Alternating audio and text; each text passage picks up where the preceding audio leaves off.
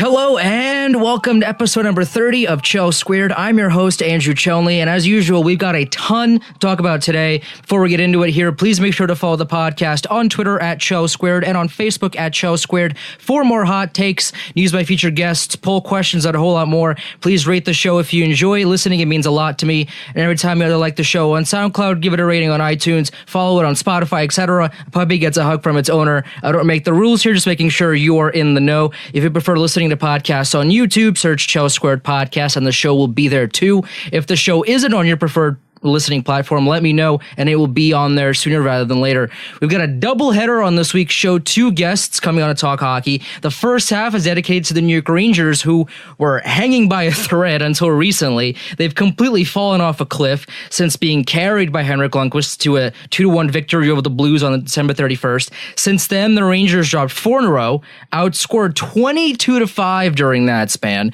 They scored 1 goal against the Avs in a 6-1 loss, got shut out by Arizona 5-0, and then lost to Vegas 4-2 on Tuesday. They didn't score a goal for over 120 minutes in that span.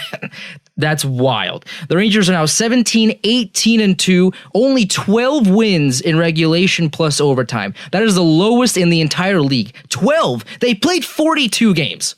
They've won 11 games in regulation alone. In case you misheard me a second ago, half the season's over. Some Rangers fans are still yelling for a playoff push. I mean, get real here. Get real here. 41 points, 6 above the Senators for lowest in the NHL. 10 points out of a playoff spot, I guess, for those still holding on to that pipe dream. I mean, February 25th at 3 p.m. Eastern Time is the trade deadline. If you're a Rangers fan, I suggest you turn on your Twitter notifications for Bob McKenzie, Darren Dreger, and all the other insiders. The Rangers have some big names that they could potentially get a big haul for. They will be sellers. There's no doubt in my mind about that. We will talk specifics on that. Henrik Lundqvist, as seen in the game against St. Louis, is still a great goaltender. Now, he, of course, followed that up with probably his worst game of the season against Pittsburgh at Madison Square Garden. But personally, I didn't really agree with him starting after the St. Louis game. I thought Georgiev should have started, but whatever, what's done is done. He has a no-move clause, and he has reiterated multiple times that he doesn't want to be traded. Now, I idolize Henrik Lundqvist, and the last thing I want to see as a Rangers fan is him wearing another team's jersey. But this situation is proving difficult for both sides here. Lundqvist is ruining pretty much his only last shot at a cup here, and clearly the team in front of him isn't doing enough to prevent the onslaught of chances the opponents get every single game. So what is the solution here? I don't know. That's what we're here to talk about. Kevin Hayes, by the way, having a career season, second on the team in points, 33 in 39 games, second to only Mika Zibanejad. Lots of rumors surrounding if he is on the trade block. Zuccarello, meanwhile, having a not-so-great year. Only 4 goals and 15 points in 29 games so far, but his value is still high. The expectation is that he'll be dealt before the trade deadline. Kevin Shattenkirk, another name that has the rumor mill flying. He's been sort of a disappointment for the Rangers on the ice, although when you're forced to play through an injury like he was last year, cough, Alain Vigneault, you can't expect anyone not named Erik Karlsson to perform well. We'll get into all of that, the poll question, and a whole lot more. Joining me to talk about everything I just listed is Rangers beat writer for The Athletic, Rick Carpiniello. Rick, how are you? I'm doing great. I could just hang up now because you pretty much covered everything. I'm doing great, though. How are you doing tonight? I'm doing fantastic. So before we get into that, I got to ask you, this is a very important question. You've been covering the team for a while. I think this year is your 40th season, if I'm not mistaken. What's your favorite memory or story that you have with the team, whether it be a conversation with a coach or a player, or do you have a specific moment in mind that really stands out to you? Yeah, I actually do have a few. I think, obviously everybody looks at the 93-94 team, and that was certainly, the highlight in terms of covering the team of my career.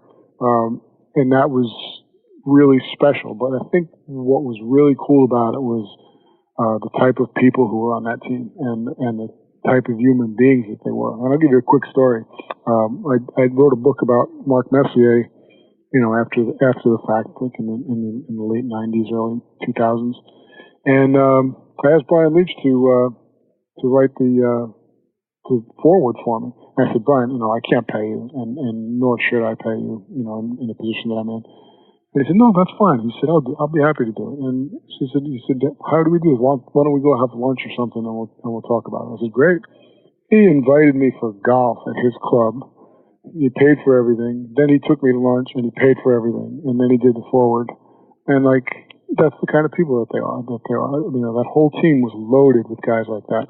So for me, you get the wins and losses get old, and they all get lost, and they all blend into one another. But the people you meet along the way never get old. And I had a pretty special group when I first broke in with the 78-79 team with JD and Dave Maloney and Don Maloney and all those guys, and they were fabulous too. But the 93-94 team wasn't just the best team I covered, but it was the best group of people. That's awesome.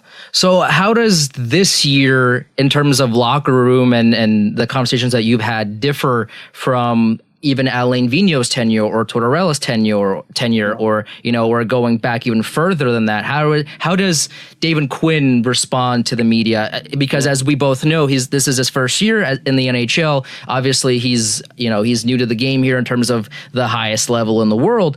How does he differ, and how does the locker room differ with him leading the pack and in comparison to Tortorella or AV or other coaches? Yeah, first of all, this, like you said, 40 years in this business. I did skip a few years in the 2000s when I was a columnist, but doing it this long, this is the first time I've ever seen a real rebuild. So to me, it's pretty cool, and it's kind of fun, at my age, to see something new.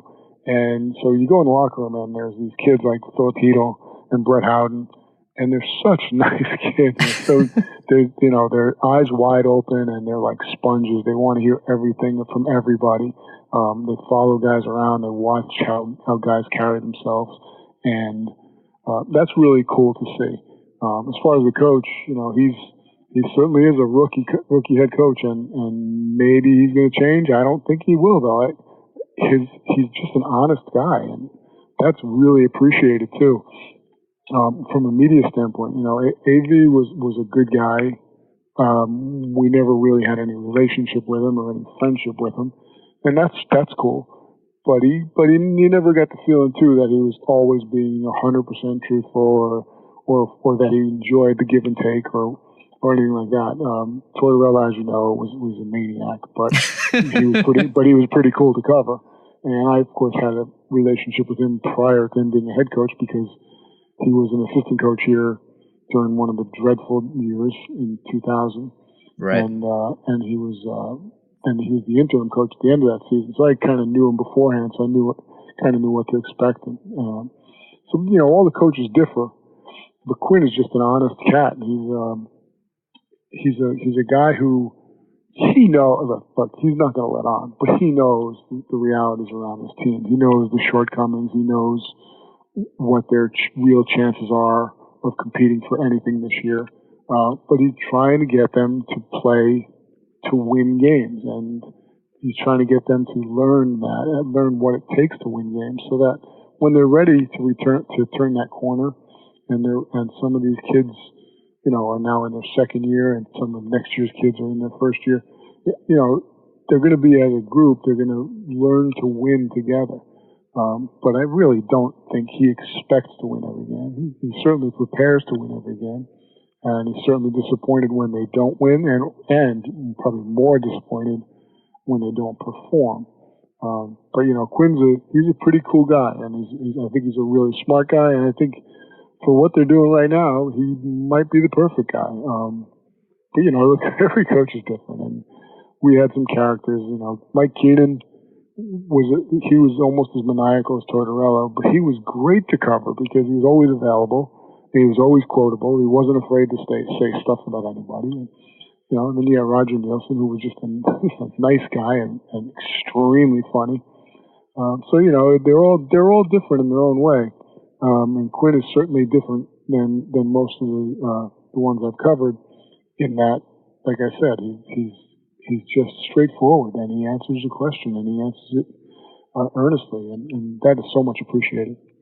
I think I've seen Coach Quinn laugh on the bench more in the 40 games that he's been on the team than I've seen any other coach in history laugh on the bench. And in a good way. He's not very uptight, if that makes sense. Because I think the only time AV laughed on the bench is when Tanner Glass scored a goal. That was the only time I have ever seen him laugh, at least when the cameras would point it out anyway.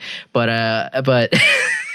But Coach Quinn is definitely, at least from a viewer's perspective, I'm sure, obviously you have a better perspective on Coach Quinn, but I feel like he's more laid back than the other coaches that preceded him.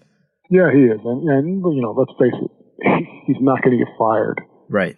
Because he knows where the organization is. The organization knows what it expects from him and what the realistic expectations are for the team. So he's not really under a lot of pressure, except to teach and coach. But the first time I met him, we sat down for a long time in his office just before the season. And, one of the first things he said to me is, look, we're human beings, and there's no reason we can't have relationships. We're not going to be buddies because that's not that's not my job and that's not his job. And my job is to be honest with my reporting. And sometimes it's going to be, I'm going to tick off some people, and I certainly have already this year ticked off some players, and I'm probably going to tick off a lot more while I'm in this business. But he knows that, and he says we're human beings, and that's pretty cool to hear, because that's all you want is, a respectful relationship where the coach is available and he'll answer your questions. For sure. Speaking of human beings here, Henrik Lundqvist is obviously, as we both know, the king of New York and one of the best goalies to ever play the sport. However, he's getting up there in age, no move clause, and yet he constantly says that he doesn't want to be moved. But it's kind of a no-win situation here, right? If he wants to stay, that's fine, but he's not helping himself, and the team is bad. So regardless of whether or not he plays, it doesn't. Again, obviously it matters, but it doesn't matter short term because the team is still terrible in front of him, at least. So in your opinion, what's the solution here? If you're Henrik Lundqvist or if you're GM Gordon, I mean, what do you do? Because you can't win games regardless of who's in net. As I said in the opening, they can't win in regulation to save their lives. I mean, they can't win a game, period. It seemed like, at least for the past few games that they played here. And you have a star goaltender that could potentially get you a lot in return. But again, this is the face of your franchise, and he wants to stay. So what do? You let him stay and try to win as many games as he can. He's not going anywhere. First of all, Henrik, when they have a Vic Hadfield night, like they had a month ago, he's the guy who's sitting front and center watching that with his eyes wide open, and he wants to be one of those guys. And I'm not just talking about having his uniform retired. I'm talking about he wants to be the guy who 10, 20, 40 years from now, he walks into the Garden to see a game and all the players want to see him. And everybody's patting him on the back. And he wants to be one of those franchise guys. He's not going anywhere. First of all, he doesn't want to. They can't trade him. So that's the bottom line. But the other thing that I've been saying for months now, because every time they lose with Lundqvist in goal, you hear, oh, he should go somewhere and win a cup. Well, first of all, every contender virtually has a goalie, a number one goalie. So right off the bat, there are very limited teams that he could go to. He's not going to go to a bad team. So you can cut all those teams out, and there's plenty of bad teams. So he's going to go. If he's going to go anywhere, he's going to go to a contender. Well, the contenders all have goalies. The contenders are also all up against the salary cap. The contenders are not going to give you their top young players in return, and the contenders are not going to ask for a 37-year-old goalie who has 2 years left at $8.5 million. He's not going anywhere. It's simple as that. It's virtually impossible to move him. He doesn't want to be moved, and they're not going to force him to move. So it's not going to happen. I love that response. I mean, I I don't want him gone, as it pains me to even bring that up because, I mean, Lundqvist, I literally, when I was in college, I had posters of him up on my room. Like, I love the guy. I mean, I've never met him, so I can't say I love the guy, but I mean, I've idolized the way that he plays the game, and the idea of him in a jersey not in New York, it disgusts me, but it is a topic of conversation that I felt like should be discussed only because of the kind of not problem, but kind of debate that we've had internally with ourselves for the past, year and a half or so, because he's not 28, 29 anymore and the team isn't good.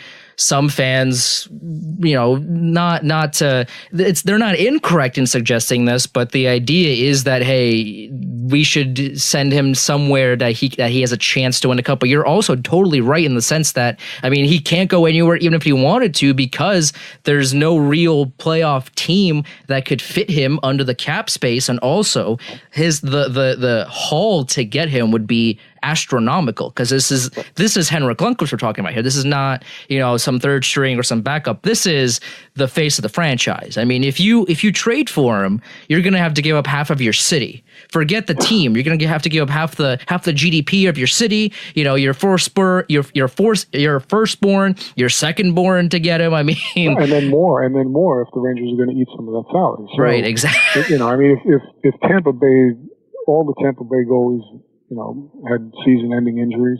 I mean, there's a team that's absolutely go for it now mode, right? They have to win now. They have to. Right. And so, I mean, they have a good future. They have a lot of good players, but they're all in now. And so if all their goalies had season-ending injuries, that would be a team you'd say, well, Lundqvist could put them over the top. Well, okay, so what are they going to give up? They're going to give up Braden Point and a first. And let's be real, and right. then what are they going to do with their salary cap because they're right up against it. So none of this, it all sounds great. Dominik Hasek went somewhere else and won a Stanley Cup finally, but the chances of him going to a team and winning a Stanley Cup, first of all, would be very slim. And second of all the other things that I mentioned, all the reasons why it probably couldn't possibly happen, but it's not going to happen anyway. So he wants to be here, and let's face it too. He's the captain of this team. He's been the captain of this team for a while, and he likes the fact that he can be helpful, that he can help Alexander Georgiev, that he can help Philip Hedl and Brett Howden and Elias Anderson down the road, and some of these other guys who are coming. He likes the fact that he's a leader and he's going to help this team get through the most difficult stretch that they've ever been through, which is upcoming. With the biggest, I shouldn't say the most difficult, I should say the biggest challenge they've ever faced in terms of, just tearing it down and starting over. And he wants to be part of that. He wants them to turn the corner. Now, are they going to be ready to win when he's 39? Probably not. And there's no reason why he couldn't possibly legitimately play half the games or a third of the games when he's 40. But I don't know if he's looking that far ahead, but he wants to help the team get there. So he's doing that. Luongo's doing it, and he's hilarious on Twitter. I mean, he's the best of both worlds here. He's great. What a personality. What a tremendous. He would be fun to cover. There's a few of them, too, that Bissonnette, he's a character too. But Twitter's a wonderful place sometimes, and it's also a nightmare sometimes. That is very true. Some other players on this team, Kevin Hayes having a career year, as I said before. I mean, he's so many rumors that it's almost unreal. It seems like every game there's a rumor going around that he's going to be traded tomorrow, or you wake up at 5 a.m. and he's gone or whatever. And Zuccarello, another name that, I mean, seemingly he said on some Norwegian show that he is either expecting to be traded or thinks about, or he's probably going to get traded. That might have been mistranslated or whatever that was. But the fact that remains that Zuccarello is probably, obviously we don't know for a fact, but probably going to be moved before the deadline. Hayes is gone. I would also imagine Shattenkirk is going to get some calls. I don't know how extensive these calls might be because, again, he's been struggling for the past year and a half, but I'm sure because of his name, at least, that teams will be calling.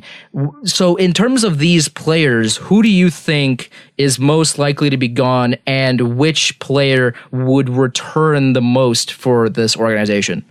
Yeah, I mean, all of the above and Adam McQuaid, and, perhaps Mark Stahl, but that would be a little more complicated, but certainly, I think Hayes is the number one guy. Certainly he's going to get you the biggest return. He's going to go to a contender, and he's going to be a rental, and it's going to be like the Rick Nash trade. It certainly won't be unless they go and add things to it. It won't be a McDonough type trade, but because McDonough was traded with an extra year left on his contract, Hayes is going to have just a couple of months with his new team, so he'll be the biggest guy they trade. But they'll get something from McQuaid, and then you have to wonder what the scouts have seen with Zuccarello this year, and if he's going to bring back a big return, because his reputation is one thing, but his actual play this year, and to be honest, last year, haven't been up to snuff, and I don't think they're going to get a lot for him. They'll get something. And Shattenkirk, I'm not sure that teams are going to be lining up for him because, to me, his legs aren't there. And I don't know if it's because of the injury or a combination of him not being able to go full blast in the summer. But right now he's having a hard time with the pace of the game, in my opinion. And scouts see that. So, if it was the Shattenkirk of old, the Shattenkirk of pre-knee injury, certainly the Rangers could eat a little bit of salary and their teams would be lining up for him. But he's not. And when your legs start going, or when it looks like your legs are going, that's a tough sell. So I'm not sure, that teams will have a lot of interest in him. The other one's Brendan Smith. I don't think anybody's going to be interested in him because I think the Rangers would put him on waivers if they thought someone would take him. So they have a bunch of guys, and then Mark Stahl. I still believe he could play on a much better team's defense, in a lesser role. And the Rangers would only have to eat a little bit of his salary to move him, but he has a limited no move, I believe, and they'd have to get the right team, the right matchup, and it'd have to be a contender, obviously, for him to go to. So I think there's a bunch of guys that they'll be looking to deal, and then if somebody's interested in a Strome or a Nemestikov, certainly Jeff Corton's going to be all ears. There are no untouchables, except for Lundqvist, for obviously. Right. But, I think he's going to be really active. And he's not looking to just shed everybody, but he's looking for the best returns to add more draft picks and more young players. So, and also to open up some cap space.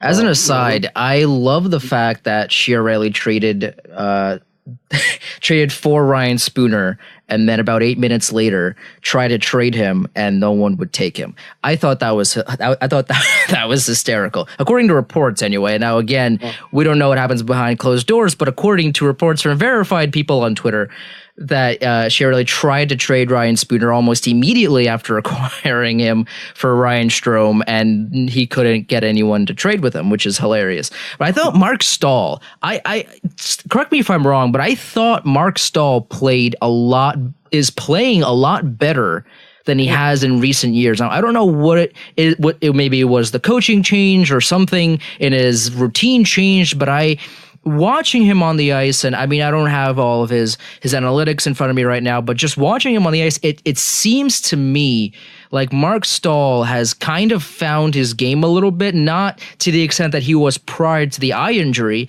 but it does seem like he's played a lot better overall game than he has in the last couple of seasons. No doubt. I thought he was pretty good last year. I thought he was one of the better, more consistent players last year, but not great. And I think this year he's been as good as he's been since the 2015 playoffs. So, like you said, he's not the Stahl of 5-6 years ago, but he's better than he's been in the last couple of years, and I think he enjoys too the idea that he's teaching these young kids, and he's playing with Neil Pionk, who's got just keeps an eye on the way Mark carries himself, and Mark carries himself very well, by the way, as a professional player. I think that all of those things, and then he's relied upon again. For when it was McDonough and Girardi, Stahl wasn't the number one guy, and of course his play dictated that he wouldn't be. But yeah, I think he's played very well, and I think a lot of teams, a lot of very good teams, could use a guy like him on this second, more likely third pair. I mean, I agree with you. You're totally right. And I don't know what exactly changed or what clicked for him, but he definitely has seemingly looked better, sort of regained his confidence, I would say, because especially in the offense, it seems like in the last couple of games or so that I've watched, I mean, I try to watch obviously every game that I can, but in the last couple of games that I've seen, it seems like he's leading the rush sometimes. Like he's pinching in, he's attacking more so than he was before, which, I mean, I don't know exactly, again, what is the cause of that. Maybe it's Coach Quinn kind of pushing him a little bit. Maybe he's more comfortable going the offense now as opposed to under AV. I don't know exactly what it is, but to me, it seems like Mark Stahl has kind of regained some of that swagger and a step that we haven't seen in recent years. Yeah, you're right. And I spoke to him about it, and he said, I called him Leach. I called him Leachy, and he said, one night, he said, no, Leachy would have had a hat trick tonight. But but he is. He's joining the play. He's encouraged to join the play. He certainly got burned by it a couple of times, being up ice or pinching in Vegas. But he's certainly, he has that ability. To me, he misses the net an awful lot, but he has that ability to make smart plays in the offensive zone. But he's never going to be a real good offensive guy. But I think under John Tortorella, that the first or second year there, he even got some power play time, a little bit of power play time. In fact, I remember them running a set play with Mark at the point, where he would circle back into the slot, and somebody, I forget what they were doing, but it was some kind of set play, and they were running it around Mark Stahl. So he does have good enough instincts to play in the offensive zone, but you should never expect big offensive numbers, big offensive results. But yeah, and his confidence is, once he started making some decent plays, and he got a couple of goals there, and his confidence did score, and it did soar. And even for a guy his age, confidence is an important factor. One last question before I let you go, Rick. Which of the biggest names that are potentially likely to be traded, which name do you think is? Give me a name here, and give me a team that you think would be the perfect fit for that team. Let's say Hayes to Colorado, or Zuccarello to Tampa Bay, or which match. If you would play matchmaker for a second here, which name would pair extremely well with which team, in your opinion? Well, you already said it. Hayes to Colorado. Well, what would the return be then? Because obviously Colorado would love Kevin Hayes. I mean, their first line is absolutely unstoppable, and now you have Kevin Hayes, and that becomes a really devastating team to play against. But that return would have to be pretty big. Right, it would. It absolutely would. And they have Ottawa's number one pick. I don't think you're going to get that. Right. Well, again, I think we have to give the key to the city to make that work, and even then, it might not work. But you wonder too. I mean, if they're a good team, and if Hayes puts them over, would they be willing to do, the Rangers first and Hayes for Ottawa's first? Interesting, right? That's interesting. Yeah, I haven't thought of that. That is an interesting. So I don't know, but Boston's another team we've heard that has interest in Hayes, and obviously he would have interest in going to Boston. And then you wonder how many teams, or if any teams, would be interested in trading for him and trying to re-sign him. And then if the Rangers can make a make one of those picks conditional, or make part of the trade conditional upon them re-signing him.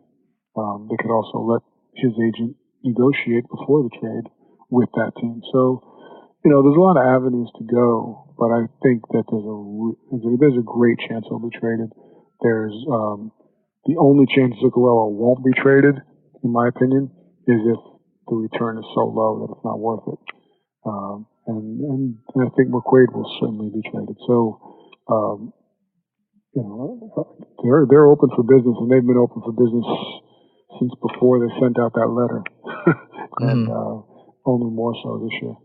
Kevin Hayes, of course, 1-year deal, $5.175 million according to Cap Friendly. Colorado has a cap space of $11 million. So hey, Sakic, let's make a deal here for Ottawa's pick. Yeah, Sakic goes to the Rangers, right? Because the Rangers made him wealthy in 1997. So, but yeah, I think that fit makes a lot of sense. Now the question is, how seriously does Colorado consider itself a contender? How willing is Colorado ownership to go that route and make a run for it this year, or are they going to be patient and do the Washington Nationals thing when Strasburg got hurt, and then decided we'll go for it another year. Some teams do that, and some teams don't want to put all their eggs in one season. So I don't know if Colorado is that team right now, but they look like they could be good enough to make a serious run. But I also think that a lot of GMs, especially the smart ones, and Sakic is a smart one, know how hard it is to win a Stanley Cup and the likelihood of actually winning a Stanley Cup, even if you do have a really good team. It's quite a gauntlet you have to run, especially in the West, to get to the Stanley Cup final. And does Kevin Hayes put them over the top? I don't know that. I don't know that he does. I think he gives them a much better chance, but I don't think you say Colorado is now the Stanley Cup champion or the Stanley Cup favorite because we have Kevin Hayes. Got to get through the Lightning, who I'm assuming should get to the final. I mean, they're on pace for the fourth best point total ever in the history of the league. Be careful with that, though. Right. Be careful with that, because they're going to have to go through Pittsburgh and Washington. That's true. And those are really good teams. For sure. Well, I'm saying that because of how high their point total is, and if they don't at least make the final, then I would have to assume that is a colossal failure, right? Because of how incredible this season's going for them. If they don't at least make it to the final, which is still a failure if they don't win the cup, right? If they make the final, but it would be a catastrophic failure for them if they don't even make it to the final. Right, and they could go out in the second round. I mean, how many years did we see that happen with Washington? Yeah, that is. Right? And it happens. It happens all the time. So you don't say based on anything that happens in the regular season that anybody's a shoo-in for the Stanley Cup final. You got to win 3 rounds, and it's hard. True. It's really hard. And there's going to be, as much as I complain about the dearth of bad, horrible, terrible teams there are in the National Hockey League, then there are. Because the Rangers are only, 9th from the bottom right now? I think it's true. I think there are really, really bad teams that are mathematically in this because of the losers point and all that other garbage. But now I'm going off on a tangent. But there also are some really good teams. And, you look at Winnipeg and Toronto and Nashville and Vegas, there's a lot of good teams, and I don't think that anybody is going to be a Stanley Cup favorite that you'd really say, I'll bet my mortgage on that team, or I'll bet $2 on that team. It's too much of a gauntlet, and it's too much of a crapshoot, and there's a lot of luck involved, and the best team very rarely wins. Some people put mortgages on bets. Now, I'm not saying it's a good idea. No, but people do that for better or for worse. Now, if they win, now that's incredible. However, the amount of confidence that you have to do that is way more than I and perhaps you would ever have. Yeah, and with all the new gambling sites and places you can go and gamble now, and you're going to see a lot of people losing their mortgages. It's going to be pretty sad, in my opinion. But yeah, it's foolhardy to bet on a Stanley Cup champion during the regular season.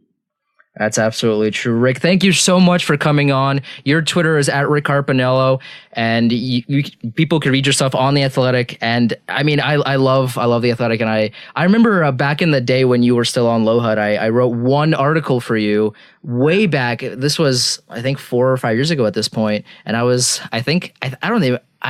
don't think I was in college yet, which is, I mean, that scares me. I don't know how you feel about it, but that was a while ago. I just graduated last month, and I'm pretty sure this article was before college, talking about AV. And I remember the comment section of that just absolutely destroyed me because I did not like AV at the time. And the guest blogger thing, right? Oh boy! Well, congratulations on your graduation. Thanks, Rick. I really appreciate it. Despite writing for Low HUD. Thank you so much, Rick, for coming on. I really, really appreciate you taking the time out, and I'll talk to you again real soon. My pleasure. We'll do it anytime. Thanks, man. Thank you, Rick. For the second half of the show, we're diving into the Colorado Avalanche. Now, big news coming out of the Mile High City last night during the Avs-Flames game.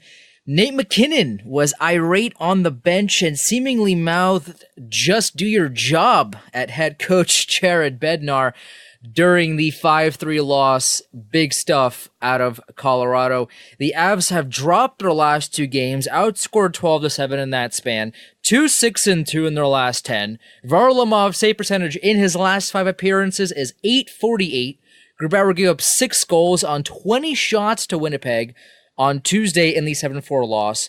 But there might be light at the end of the tunnel. News coming out of Columbus is Sergei Bobrovsky will not be with the team when they play Nashville tonight. According to a release by the team, quote, "An incident occurred in which Sergei failed to meet expectations and values, so we made the decision that he would not be with the team for tonight's game," unquote.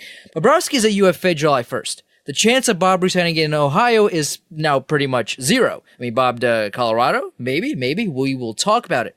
With that said, the Avalanche are still a playoff team as of now. My guess is they'll be buyers at the deadline. As I mentioned earlier in the show, I think Kevin Hayes would be a great fit for the Avs. We'll talk what that trade could look like down the road.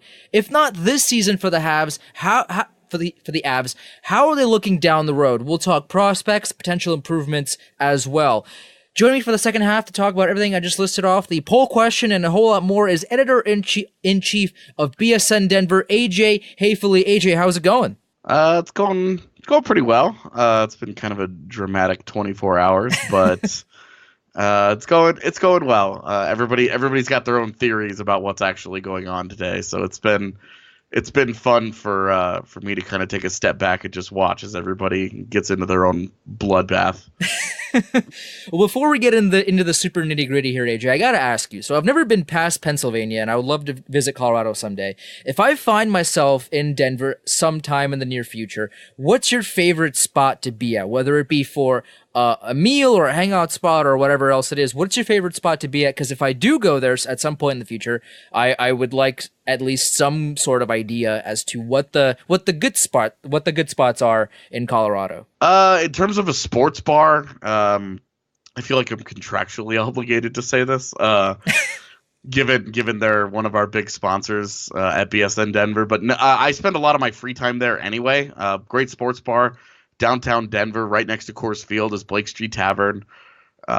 It's an awesome place, man. They've got good eats. It's a great atmosphere. It's an insane sports atmosphere.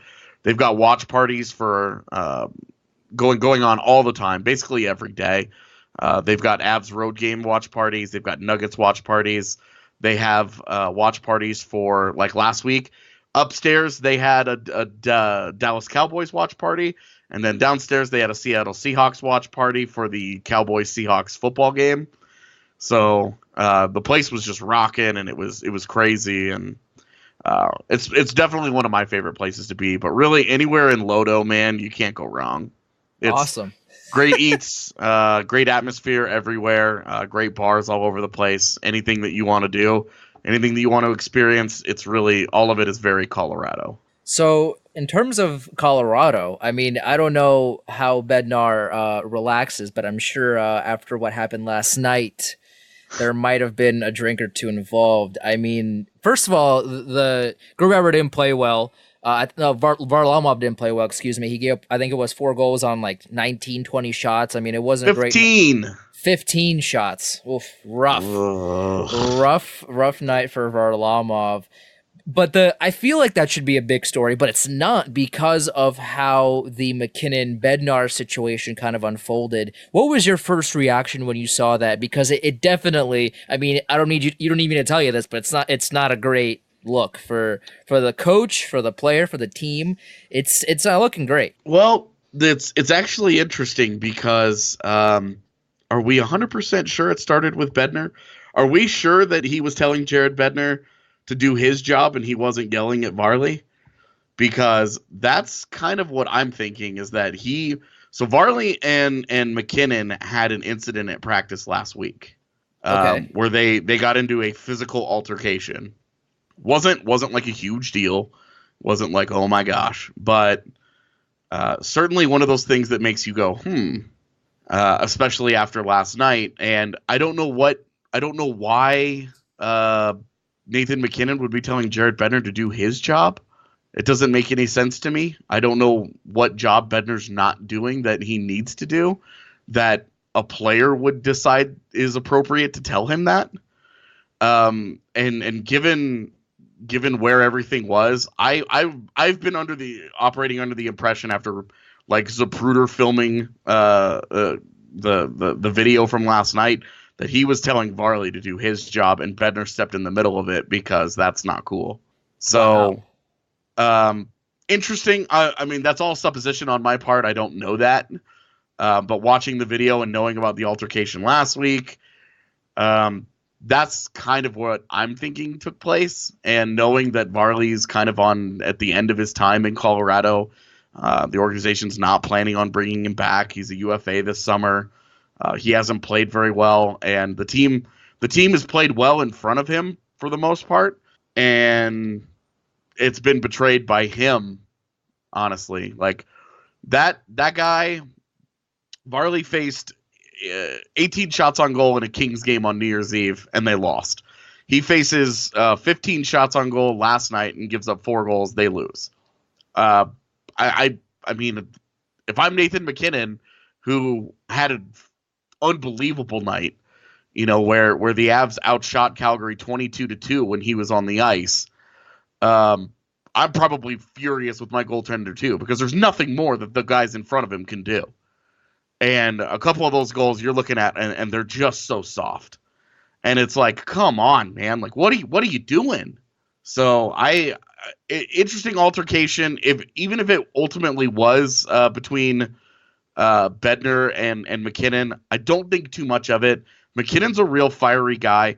I've been at multiple morning skates this year in various cities where he's just rocketed his sticks into the stands out of frustration. Wow. They played Vegas 2 days after Christmas, and I'm standing there in morning skate, and he threw his stick where Vegas was like hosting a bunch of people. Oh boy. And they were working on power play work, and he was just so frustrated by everything. He rocketed his stick up into the stand, like 15 rows up where they were all sitting, and then went over to the bench and grabbed one off the bench and smashed it and broke it and just dropped it on the ice and grabbed a third stick and then went back and did another drill. Not the first time it's happened. He's done it at Pepsi Center a couple of times as well. He's just a really fired up dude. He gets real frustrated when things don't go the way that he wants. He holds himself to an exceptionally high bar, and he's trying to help raise the level of standards that the rest of the team is holding themselves to. Whether or not he's going about it in the right way is certainly open to debate. But this is not, for me, being around the team all the time, this is not a big deal to me. Nathan McKinnon is frequently upset about things. And after, in the moment last night, not a big deal. Jared Bednar's not going to put up with nonsense. That's just not who he is as a personality. I'm sure that with the team in Montreal tomorrow, right as the story is unfolding, that's all he's going to have to talk about tomorrow, and it's going to be like chewing glass going through the interview process in Montreal, and did it to himself. So ultimately, though, I don't think this is a very big deal. I think this is going to be one of those things that a week from now we've all forgotten about. Do you know what sparked that altercation between Bobrovsky and McKinnon last week? Varley and Mac got in. They had some contact in the crease, and and then they got into it. That's really all it was. It was just a couple of. Varley doesn't like anybody in his crease. He's very, very touchy about that, and I've been watching Varley practice for 8 years now. And he does not like dudes anywhere near him in practice or in games. He's just not about that life.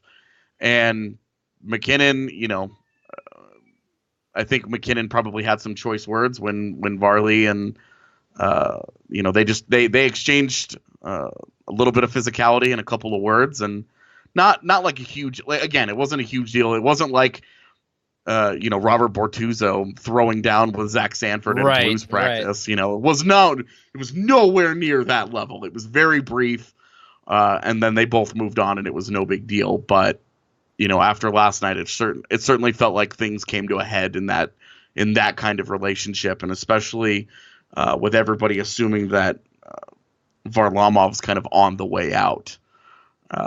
This is an unfortunate end to the second best goaltender to play for the Avalanche.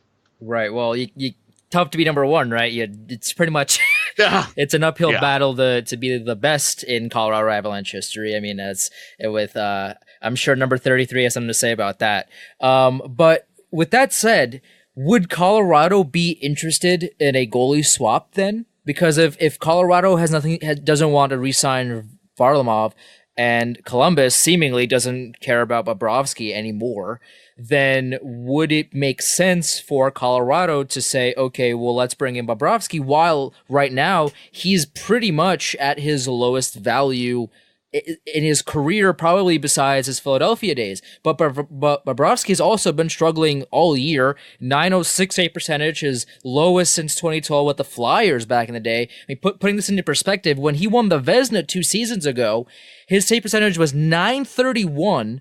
His goals saved above average was 33.45 and contributed to 14.9 points to his team. But this season, negative 2.57 goals saved above average and a point share of 4.8, which, I mean, double that for half the season. That's about 9.6 if my math is correct here. I was told there'd be no math in this position, but anyway, I have to do some mental math here, which I'm pretty sure is correct, but I'm never too sure with numbers. But the Colorado Avalanche could potentially buy low and run away with this trade if Bobrovsky were to find his game again in Colorado. It's an interesting idea, and it's one I floated on Twitter last night, that, hey, Colorado has made an obsession about going after former Columbus guys. They've brought in something like 12 in the last couple of years. So it makes sense, right? You've got a UFA for a UFA. The only thing is they traded a high second-round pick to get Philip Grubauer from Washington. They signed him to a 3-year deal. He's only got half a season under his belt, trying to adjust to, trying to take a starting job. He's been very hit or miss. Do you really give up on Philip Grubauer after half a season, knowing the extreme volatility of the goaltender position, and that after 100 career games he was a hell of a goaltender, and now he's just struggling to adjust to new team, new system, new coaching, blah, blah, blah, blah, blah, all those things, right? That's really it. Do you give up on Grubauer, and do you go out? Do you try to? What does a Bobrovsky deal look like? Well, it's tough. It's tough to gauge, right? Because Bobrovsky, again, as we just said, is a Vezina winner. I mean, he's obviously a great goalie, But there's something going on with him in Columbus, and that has been pretty much wrapped up with a bow with what happened, which is what's happening tonight. And he's not going to be there. He's not going to be at the game tonight because of some quote unquote incident that Columbus isn't talking about. So whatever it is, he's gone. Panarin's a UFA, and I don't know if he's going to be. I don't know if he's going to be there in July or what the situation is with Panarin. But he's leaving. He's what? He's leaving. That's there's a lot of rumors going around that he's going to be a Ranger, which again I would love. That's my guess. That would be great. If I'm a betting man, he's a New York Ranger. I mean, you're putting a smile on my face by saying that. That's for sure. But for Bobrovsky, the Colorado Avalanche pose I think it works well for both teams because again, Bobrovsky's having a down year, and this is his kind of shot at redemption for the season anyway. And Colorado needs better goaltending at least right now, and this is a great opportunity for both sides here. But to your point, a trade would be, I don't even know what it will look like because his value is kind of a question mark right now because he's so good and yet he's not playing well. Obviously, there's some off ice or potentially on ice stuff going on. We don't really know what goes on behind closed doors here, but we don't know what his trade value is. And I'm sure I have no idea. I'm sure Jarmo has had a bunch of calls regarding Bobrovsky, especially because he's a UFA at the end of the year. But what the offers he's gotten, in reference to the value that he would get in return.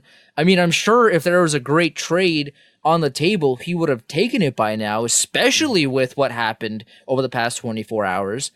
But there hasn't been, which tells me that Jarmo is setting the bar higher than teams are willing to go.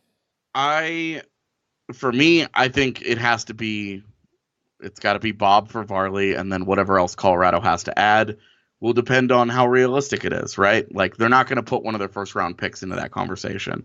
Not for a UFA to be goaltender. Right. You're not going that big. And the Avs aren't really interested in moving either one of those draft picks anyway. So, they've got Ottawa's third rounder. It's looking like it's going to be a pretty high third rounder. I don't know that Varley and a high third round pick are enough. Maybe the high third rounder says, hey, we're comfortable giving up our second rounder because we've got the high third. And, then for the second time in a year, they've given up a second round pick to try to address the goaltender problem. Is that a good idea? I don't know. I don't know what it looks like. I'm pretty confident Bobrovsky's been really, really bad this year because he doesn't want to be there anymore. He's made it clear to Blue Jackets brass he's not interested in staying. He's not likely to he's not going to re-sign. He just wants out. He needs that change of scenery. It's obviously things have come to a head there. It's weird that all this is kind of happening at the same time in relation to the Avs, given their relationships and their connections. But I mean, it makes sense on the surface, right? But Colorado, that's one where they would have to be careful. You can't go too big on that. You can't give up too much for a pending UFA goaltender when you already did that last summer. Well, let's say they keep the goaltending, right? Then I'm assuming you would probably be buyers at the deadline if you are still in the playoff race by that point, which I'm assuming you will be. Right now, you're still in a wild card spot, 48 points. You're kind of falling a little bit. The Wild are out of a spot right now, but they have 45 points. Vancouver's at 44. Anaheim's at 46 right now in the second wild card spot, but they've lost 9 in a row, 3 of which in extra time. I mean, they're falling by the wayside here. If not for a goaltender, who would you trade for to fix either quote unquote fix or to improve your team? I think Kevin Hayes would be a great player for you. He's having a career year. He's playing extremely well. However, I'm not sure what the trade would be in that situation. I don't know what your opinion is on Kevin Hayes, and I would love to hear it. Your opinion on Kevin Hayes, and if the Colorado Avalanche were interested in him, what the trade would look like for a player like Kevin Hayes and like his caliber. Well, a couple things with Hayes. First of all, nice kid. I sat next to him when the Rangers were in town last weekend. I sat next to him in the press box. Nice kid. Second of all, I can tell you the Avs have always been interested. When he was signing out of college, it came down to the Rangers and the Avalanche. And supposedly the deal breaker was Colorado was not interested in promising him a job in the NHL. The Rangers were more comfortable going that route, and he ended up a Ranger.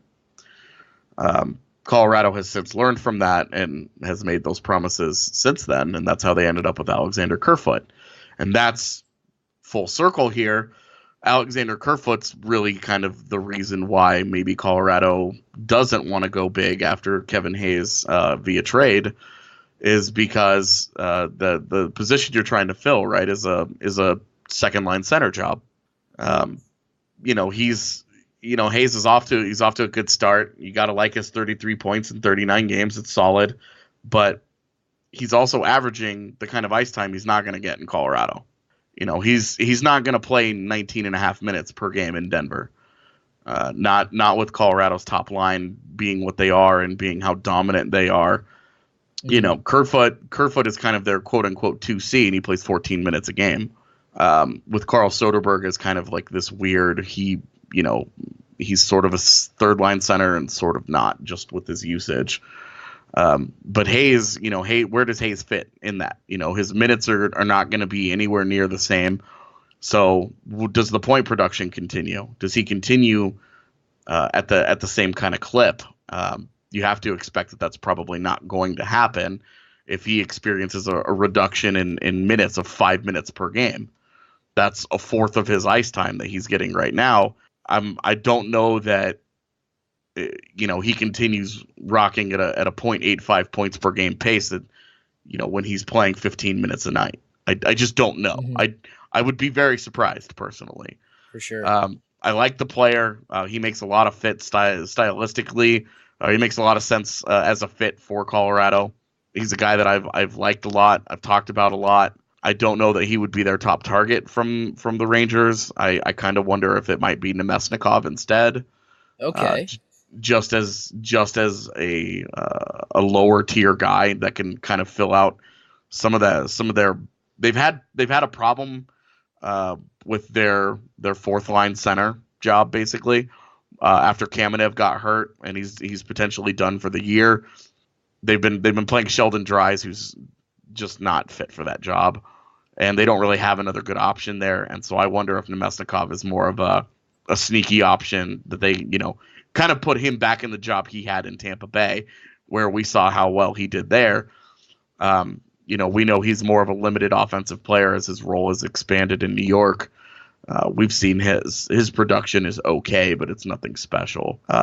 It's interesting you say that because I put out a poll question yesterday that got about 115 votes, and I put 4 Rangers players on there. I didn't put Nemesnikov on there, but that is a really good point. The question was, which Rangers player would make the most sense for the Avalanche if there was a hypothetical trade between the two teams? Now, the 4 players that I put on there were Kevin Hayes, Matt Zuccarello, who is, more than likely going to be traded as well, Kevin Shattenkirk, and Jesper Fast. Now, of the 4, before I tell you which option is in the lead here, which of the 4 do you think would be the best fit and which would make the most sense in a trade between the two teams? Because again, Kevin Hayes, like you said, could be a great fit, but the ask could be a little too high potentially. Yeah, and like real Colorado's not moving one of their first round picks for a guy that's going to play on their second line. And it's unrealistic for the Rangers to be like, well, this is a top line player for us, we're not giving him away without getting a first round pick. And so I think that's probably where those negotiations would reach an impasse,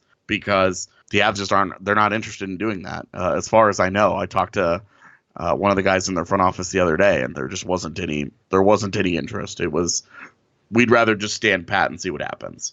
But I would say of that list, Hayes is probably the guy. Hayes is in the lead with 42% of the vote. Matt Zuccarello pretty closely behind with 35% of the vote. Kevin Shattenkirk with 17%. Jesper Fast with 6% of the vote.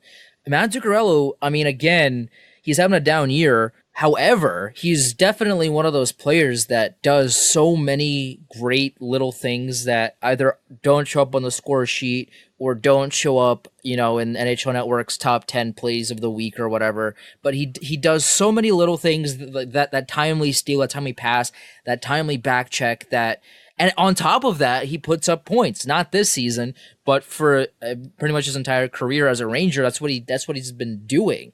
So I think as an under the radar potentially trade, I think Zuccarello would be great for you. Now I'm not sure exactly where he would fit in your lineup, and the ask again would probably be a little bit high because Zuccarello is loved here in New York. I mean, he's absolutely loved by everyone. And we as fans of the team, we love him to death, and it's definitely going to be sad when he gets traded, but he will be. That's the assumption here. But I do think that he makes a team better. He could go to any team and make that team better. So I think if he goes to Colorado potentially, now again, I don't know if Colorado is interested in Zuccarello at all, but I do think that if you put him in the second line wing or whatever or what have you, I think he would do very well in that role. Yeah, I mean he's 31. He's experienced an offensive drop off this year, which makes you real nervous. This is just the beginning of the decline. He's facing on a UFA this summer, so it's like where for me, it doesn't feel like a good fit for Colorado, just given age and uncertainty of the contract. You're probably going to be paying for what he's done the last 3 years instead of what he's going to do the next 3. I would have said 2 years ago, sure, a great fit. But if the Avs are going to go after a wing, it should honestly be Chris Kreider and not Zuccarello. And I don't think that would make sense for the Rangers to do. So I'm not going to get into any of that. Well, I do think if you want Kreider, then the ask would be a lot higher than Zuccarello, that's for sure. Kreider's also having a pretty incredible season. I think he leads the team with 20 goals, if I'm not mistaken. So if Colorado wants Kreider, well then I know you don't want to give up a first round pick, but I do think that has to be involved if you want Kreider. Kreider would be a different conversation because I think Kreider is exactly what Colorado needs in terms of he's kind of a dick and they need that. Colorado's a little soft. They've got a little bit of a pudding center to them, and they need a little bit more edge. And I think Kreider would absolutely help bring that. I don't know that Chris Kreider's ever played a game in his life where he hasn't pissed somebody off. So then Colorado needs that. Like they need a little bit more of that edge. They need some more of that spark. Some of that we really don't like playing against this guy. And then he's also a consistent 20 goal scorer. He's only 27. He's signed for another year at a reasonable rate. That's a guy that I would give up a first round pick for easily. Hayes a little different. I'm less of a believer in the scoring jump from Hayes. But that's also a guy that Hayes is a guy that I think Colorado should pursue in free agency, rather than just deal for him. Well, I did want to ask you a question. Your friend, I'm assuming Adrian Dater, tweeted out last night that he said, as I hinted at, the only real goal of this Avalanche team should be just to get into the playoffs. Otherwise, this is a team that just isn't very competitive right now. Future remains bright, I think, but this team presently is going very bad. Now, I wanted your opinion on this because I thought it was very interesting and a good summation of what the Avalanche team is right now. But how, in your opinion, is this team looking like next year, 2-3 years down the road? How solid can this team be?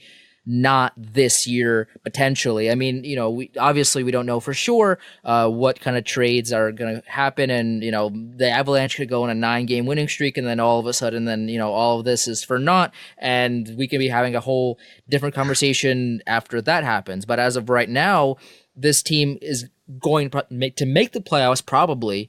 However, you take a look at the other competition in the West with Winnipeg and Nashville and Vegas and all these other teams that are, in my opinion, probably better than the Avalanche are right now. It's definitely tough, if you stand pat anyway, to beat all of those teams. But 2-3 years down the road, in your opinion, AJ, how solid is this team going to look? To be honest, it really kind of depends on that Ottawa draft pick. Well, I would assume Ottawa is going to be in the bottom 5. So right. you're gonna get a pretty solid prospect, especially if they win the draft. 5-1. Especially if they win the draft, well then you're set. Right, but that's what I'm saying. Like a big day, if they get a top 2 pick and they end up with Hughes or Kakao, that's transformational. If they end up at 4 or 5 and they get, a Podkolzin or a Cousins or a Kirby Doc, all really good players, I don't think they'd have the same kind of impact, but good players. That's a big difference. If they get a Hughes or they get a Kakao, I think that completely changes their future and probably puts them on a Stanley Cup track in the next couple of years. I do think they make the playoffs this year. I think they've got some good young up and coming guys on the roster. I think Kerfoot's a real player. I think Comfer's a real player. I think in time Tyson Jost will be a solid NHLer.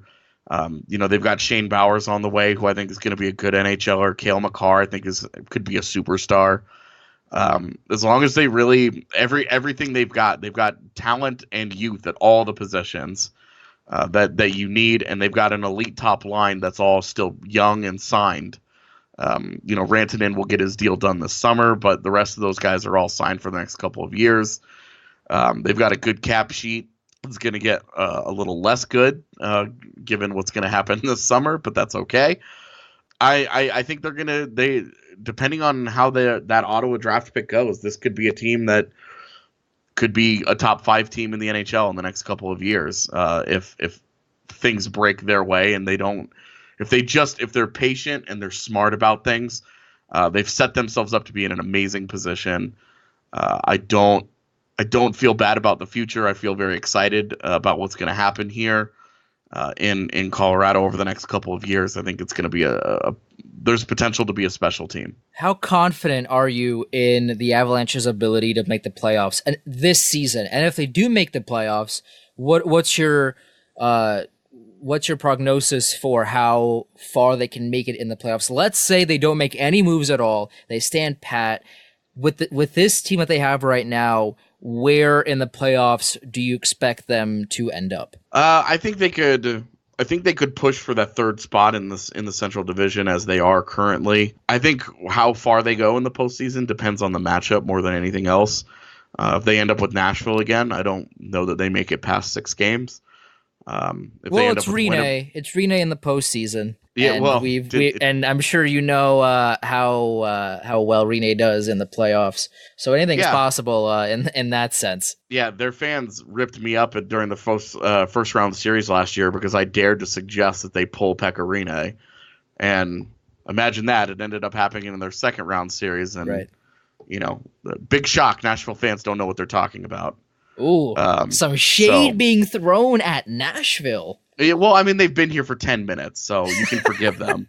But really, it's really just matchup dependent for the Avs, I think, and we'll see. We'll see where it goes. Like if they say they end up in a first round series against pick a Pacific team that's not Vegas. San Jose's looking good. I mean, Calgary, pretty much their only main issue that they have is Mike Smith. That's about it. But they have Riddick in net, who's playing very well. I mean, as you've seen last night, Mike Smith is that guy's bad. Yeah, you said it, not me, right? No issues. If Mike Smith has a problem with me saying he's bad, he should probably play better. So that's fair. I mean, realistically, I think they could hang with San Jose in a playoff series. I think they can hang with Calgary in a playoff series. I think Vegas would stomp them. I think Nashville and Winnipeg would both be better than them. So I don't know that they make it out of the first round this year. If something weird happens and they end up hosting a playoff series, anything is possible because I still believe in them as a home team. I think they'll eventually find their rhythm here in Denver and get back to dominating teams in Colorado. Whereas this year they've kind of struggled a little bit. I think it's just a matter of time before they find that rhythm. For sure. AJ, this has been awesome. Tell people where they can follow you. I mean, you are the editor-in-chief of BSN Denver, which is, I mean, I'm sure is a super tough and super time-consuming position to be in. So I really appreciate you taking the time out and talk some hockey with me. Yeah, no, I honestly, anytime I always carve out time in my day to talk hockey with anybody that's willing. So it's where it's at. I guess you can follow me on Twitter at AJ Haefele, Haefele. I mostly just tweet about the Avs, and I'll probably throw shade at somebody else's team. Honestly, it's been a minor miracle. I've sat through an entire podcast with a Rangers fan and haven't said anything, given my Islanders fandom. So hey man, they're bad. I mean, it's kind of beating a dead horse right now. It's the team is bad. They're rebuilding. It's whatever. I tell you, I did not enjoy the Potvin sucks chants in Pepsi Center last weekend. I only remember 2 of them, which is down from like the 7 that it was a couple years ago. It's dumb. It's a dumb chant. It's been 17 trillion years. Let it go. Right. Let it go. It's dumb. It's silly. It's a really also if you're gonna do the chant, do it against teams that it's applicable to. You can't do it against teams that isn't affected by the chant. Why are you doing the chant in Colorado? Why? There's no reason to do it in Colorado. Stop doing it in Colorado. You're preaching the choir, man. I was like, why? Yeah, no, you guys are getting rolled in your board, and so you're like, hey, this is something that we can do. Like, I guess I get that, but beyond I'm as that, confused as you are. I don't know. I think the chant is stupid. It's been so long. It doesn't matter anymore. Also, if you're gonna do it against the Islanders. Don't do it against Colorado. I mean, can we let it go? It's dumb. I think it's dumb. Anyway, I do too. And my Islanders fandom, it just irks me because I'm just like, really. So it's but no, it's been fun. I've enjoyed it. Awesome. Thank you, AJ, so much. I'll talk to you again real soon. Yeah, have a good one. Thanks, you too. And that was another episode of Chel Squared. I'm your host, Andrew Chelney, and I'll talk to you again next week.